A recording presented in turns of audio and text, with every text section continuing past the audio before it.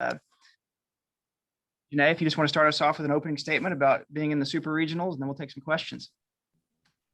Yeah, so I feel like we're very excited to be here and to beat some of my teammates from our team against the Oregon Ducks, and I feel like we're excited for that. That was a really big couple of games, and I'm glad that we pulled it out, and I just feel like we're excited to be here and excited to take on the Cowgirls. Great. All right, our first question is going to come from Nick Moyle. Go ahead, Nick. Hey, Janae, I'm just curious, obviously you and Oklahoma State know each other, very well. I'm curious about, what y'all took away from that series that when they came down here and swept y'all, and where do you think y'all can make improvements against them this time out? Yeah, I definitely feel like in order to get them this go around, we're definitely gonna have to be more aggressive at the plate on offense and definitely keep that tough D that we've been having these past few games and keep everything rolling and keep getting better here and out. And so, yeah, definitely on offense, take away by being aggressive early in the count and attacking. And I know in a situation like this, obviously you don't want to let your emotions get the best of you, but just to have a chance to kind of get a little payback, a little bit of revenge for a team that came down and swept you in your own building. What does that mean? Is there a little bit added there because of that?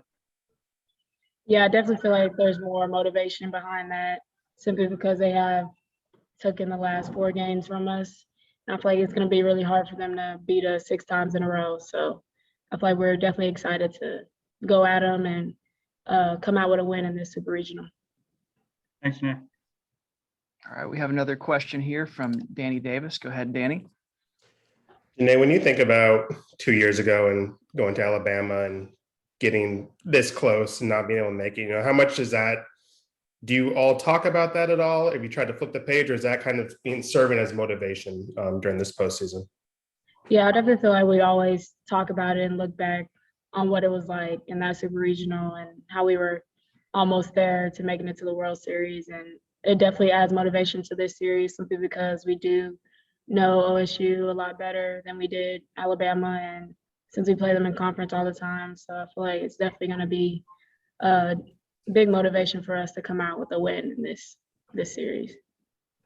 Since you're one of the old vets on the team, I'm kind of wondering, when you're out in the infield and you look to your left and you see JJ and you look across to your right and you see Camille, how much of those two kind of grown up and, really contributed as true freshmen this year? I guess Camille's a redshirt freshman, but as freshmen this year.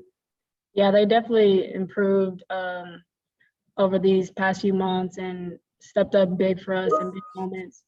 And I feel like, I don't know if you can hear my voice is gone, but I'm always talking out there to calm them down, to make sure that the moment doesn't get too big for them since they are younger. And yeah, so always trying to lead out there the best I can with these younger players that I have next to me. And what did this team show you in the 2 Oregon games? Not only losing, but then bouncing back in a short amount of time and, coming back and getting that 1-0 win. Yeah, I definitely feel like we expressed that true Texas fight. And by knowing that you can get knocked down sometimes, but it's all about how you respond and how you take it off the chin and punch back in a sense. So I feel like we definitely did that in these two past Oregon games, and we came out with a victory, and that's all we were really looking for. Great. We'll take one more call for questions for Janae, and then if there aren't any, we'll go ahead and move on to Coach. One last call. Okay, looks like there aren't any. So thank you, Janae, and good luck this weekend. Thanks for having me. All right. All right. Now joined by Coach Mike White. So, Mike, if you want to start us off with an opening statement, then we'll go ahead and take some questions. Yeah, obviously we're very excited to be here in Stillwater, even though it's during a tornado watch. So some of the girls are a little worried about that, but weather is one of those uncontrollables. But definitely it's Coach Gajewski has built a strong program here. Last year they went to the College World Series, and this year they swept us at home, and we're a clear second best team in the conference this year. So it's going to be a challenge for us, but we feel like we're building and we're getting better. Each time we've played Oklahoma State, we've got a little bit better. The games have been a little bit closer, and our last matchup could have definitely gone either way. So again, we've got a lot in front of us, but it's a great opportunity for this team. All right, looks like we've got a question here from Danny Davis. Go ahead, Danny. Danny, you might have to unmute yourself before you ask the question. You think I'd figure that out by now. But Mike, when we talked to Kenny earlier, he mentioned that he had kind of joked with you that, there's no sense watching film because you all know each other, pretty much as good as you can now. Is that kind of the sense you have, that there's no secrets in this game, just go out there and play? It's absolutely true, because I haven't watched any film yet. So, it's not going to take long to do it. So I'm just going to have to watch the last few and see if anything's changed from my last game plan. But it won't take much. We know with the pitching staff, Eberle and it's a strong pitching staff for sure. They got a mixture of a good right-hand drop baller and a good left-hand rise curve. Even Simonek came in against us one time and did well. So there's no secrets there for sure, and they know our pitching staff. I think they saw all of our pitching last time we were up here, or we were at home. So it is what it is right now. We're not trying to hide anything.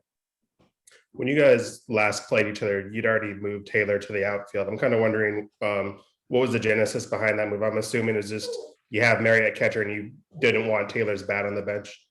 Yeah, exactly. Taylor's been swinging the bat a lot better the last quarter of the season, and she's someone we can't afford to have not at the bat.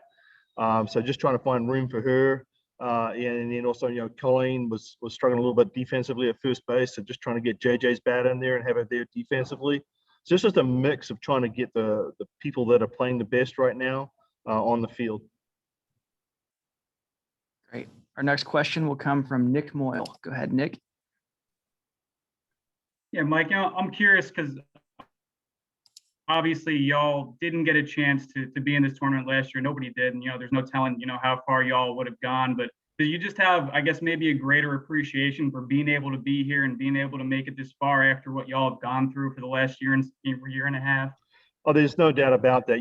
Nothing's guaranteed in this life. And, we keep talking about moments, who'd have thought last year when we're talking about going out to Alabama, that would be wouldn't even get to play that. And we wouldn't play the rest of the season. I remember when I first told the team, it was like, okay, this is going to be for a couple of weeks. And I was a little bit wrong on that one, so, a year and a half later, we're just finally starting to get back to it. But, I look at somebody like Mike Candrea, who obviously was one of the big names in the sport. I can't remember how many times he went, maybe 9 times or something. And all of a sudden he had a drought.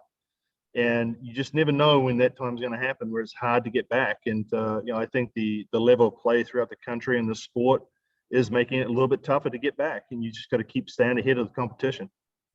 Thanks, Mike. All right, we'll go to Jake Garcia next and then Jenny Carlson. Go ahead, Jake.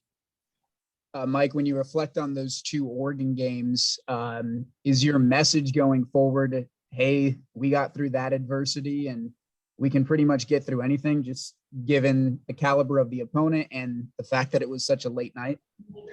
Yeah, I think that, the message there was we did the small things better. We didn't really shoot ourselves in the foot like we had in the past. We made the big plays when we had to. And we got a stellar pitching performance from both, not only Larry, who lost a tough one, 3-2, but, in the 8 innings, but we also won the 1-0 game. And we haven't had too many of those this year, the 1-0 games where we've been on the right side of things. So I think, defensively with our pitching and then with our defense in the field, they stepped up. Now I'm hoping that we can put it all together and we can get some hitting out of it as well. Go ahead, Jenny. Hey, Mike, welcome back to Oklahoma. Thank you. Hey, with the Big 12, I know obviously it was good for the conference to see all those teams make the NCAA tournament, and now with 3 left. I'm curious, though, from your perspective, obviously you were in such a great conference, the Pac-12 before, now in the Big 12. Do you feel like, what's it going to take to sort of continue to elevate the conference moving forward? Well, I think it's going to be the results and trying to get as many teams to the World Series. That's the big show. And, just wondering whether they're trying to cap the number of Big 12s that are allowed into the conference, into the World Series. Along with the Pac-12, I remember one year they matched us up as the number 1 team versus the number 2 team in the conference, UCLA. So you just wonder what's going into the thought processes here sometimes, instead of hey, let's just get the 8 best teams to the Women's College World Series and the best 16 teams in the Super Regionals. I think a lot of us as coaches, and you're hearing a lot of griping out there, Coach Hutchins, Coach Tarr, there's several others that are a little concerned about the way this is going right now. And we want to have some more accountability and to know about the process. All us as coaches want to know what's it take to get there? What's it take to impress the selection committee? And if it's all about TV drama, or it's about, hey, we don't want too many teams from this conference to go, then that's not the way it should go. I'm sorry, it just shouldn't. These players and these coaches and staffs are all working way too hard for someone else to take that into account. You mentioned the coaches being vocal, and Patty Gasso has been pretty vocal too about the seeding stuff, and she's long kind of been the standard bearer in the Big 12.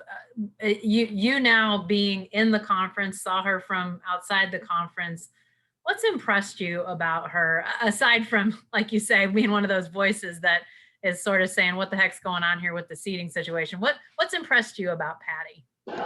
Well, I think it's consistency. We all want to be consistent, and unless you're there each and every year, you can't win it. And I think you look at the numbers from over the years, and you're seeing that she's just not content with winning one. She wants to continue to improve her team each and every year. And I think that's what we all want is, hey, give us a shot. Let's get the people in, because like a pro team, you just can't go out and get players. You've got to kind of bring them into your system, and she's developed a system that's been obviously very consistent over the last few years. Thank you, Mike. Yep. Next, we'll go to Roger Wallace. Go ahead, Roger. Hey, Mike. What is your message to this team? And you've kind of touched on this because of the way the series went with OK State. I mean, the really the only 2 sets of losses you suffered during the regular season in conference play was to OU and to OK State. So how do you kind of clear your team's mind of what happened in Austin on such a big stage back in their house? Yeah, I mean, the game this weekend is not going to know about those games. It's going to reward the team that plays the best. And we've proven that we can play with the best. We haven't had that many top 25 wins. We understand that. But we look at the level of ball that we're playing. When we get pitchers that are hitting their locations, we get our defense that's making the outs. We have the number 3 hitting team in the country. So we can put some runs on the board. It's just a matter of getting it all together. And, we got some kids that have had a tough time in the big spotlight, and we know that. Obviously, you've seen that. We didn't perform well against OU. We made a number of errors, and we didn't perform well against OSU. So, really, that's what we strive for, is let's make sure we have our best game at the right time. Coaches, I think we've been prepping really hard for that. We've been sending the right messages. We know that, it's not always the best team that wins. And that's what we've got to concentrate on. We have the tools to win, but we've got to play the best on the day. If you look at some of the teams that have won in the past, Florida State wasn't ranked as high as a lot of teams. And I think there's a number out there, like 3 of the last 8, and I'm just shooting a number off the top of my head here, but only about like 3 of the last 8 years, the number 1 team has actually won the College World Series. So it's open. There's not that big a difference between, where we are in the rankings 12 and Oklahoma State is at 5. And I think we're closer than those numbers show. You mentioned that there are times where you think this team doesn't do well handling the big spotlight or some players. How do you make them not think of how big the spotlight is when there's a trip to the College World Series on the line this weekend? Yeah. Well, everything is how you perceive it. There's bigger things in life than what's happening right here. Obviously we see what's happening around the country and with social injustice and a number of other things that are going on.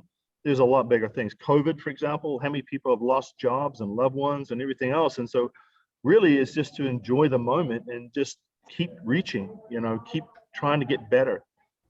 If it's not our time, it's not our time. There's just bigger things in life. And I just get them to focus on that. Thank you. Yep. Okay, we'll go to Danny Davis and then Eric Lopez. Go ahead, Danny. Hey, Mike, is there a solution to some of these issues that have been brought up with the committee, whether it's Washington seed, whether it's the Oregon being sent to play y'all, whether it's these super regional interconference matches? Kenny kind of joked that he didn't want to say too much because he didn't want to get put on any committees, but I don't know if you have any any ideas, or if there's I don't know if there's an easy way to fix this, but if you have any suggestions for how to kind of, because there have been a lot of gripes about this bracket this year.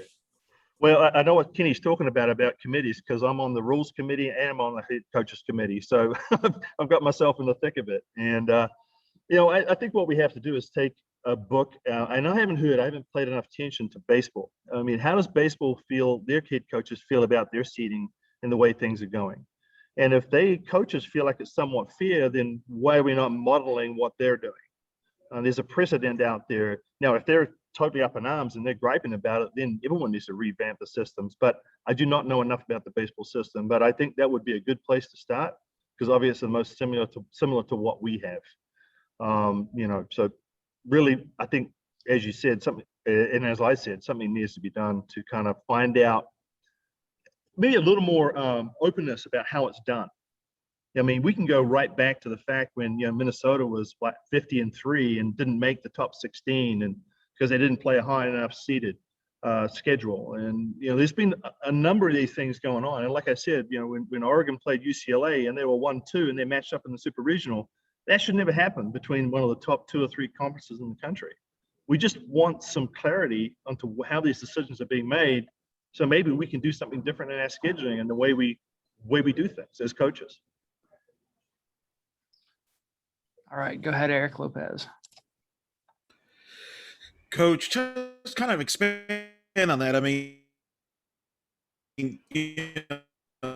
you're facing Oklahoma State. You've 1 year is facing teams from the same conference. It's something that seems to keep happening. Is that something too that they should be looking at as a committee standpoint to avoid that type of thing for the game, for the growth of the game?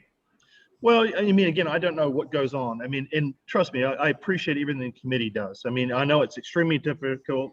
Are you going to please, the 64 coaches that are out there or the ones that don't make it? Absolutely not. You're not going to please everybody. But I think there has to be a system in place. And there's the RPI system, but it seems like they throw it out the window when it gets to the end. It has a general meeting, and I can see moving within 3 or 4 places. But when you're moving, 10, 15 spots, it starts to bring into question the whole system, right? That's what I'm bringing up, is that he give us an idea.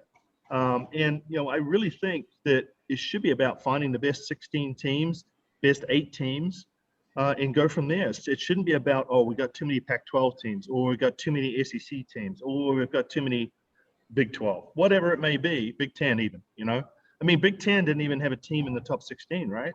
Or did they have one? No, they didn't have any, right? I think Michigan was like 17. So, 17. And now I just don't, again, we just want to know what the system is so we can kind of like work with it, not against it. All right. You've obviously gotten to know Kenny for a while. You've faced against him. Why is he such a great coach? What makes him a great coach? Well, obviously, I think his experience at Florida, working under Tim Walton, been to a number of championships. They've had excellent teams, consistency. So it's just a matter of bringing that system over and then bringing your beliefs and what you think you can do. And I think he's brought in excellent assistant coaches. I think that's always something you want to look at doing. He's got an area within the Big 12, recruiting out of Texas and Oklahoma and those areas. So you got a fertile recruiting base to work from. So I think everything's there. They have some good history. They've had the Michelle Smiths and everyone else working out here. Roach was here. So there's definitely a lot of things to work for. From what I understand, they're looking for a new stadium, and that should also help us recruiting as well. But Kenny's done a great job, bringing Oklahoma State up to national prominence. All right, Coach, I don't see any other questions. So thank you for your time and good luck this weekend. Hey, appreciate it. Thank you.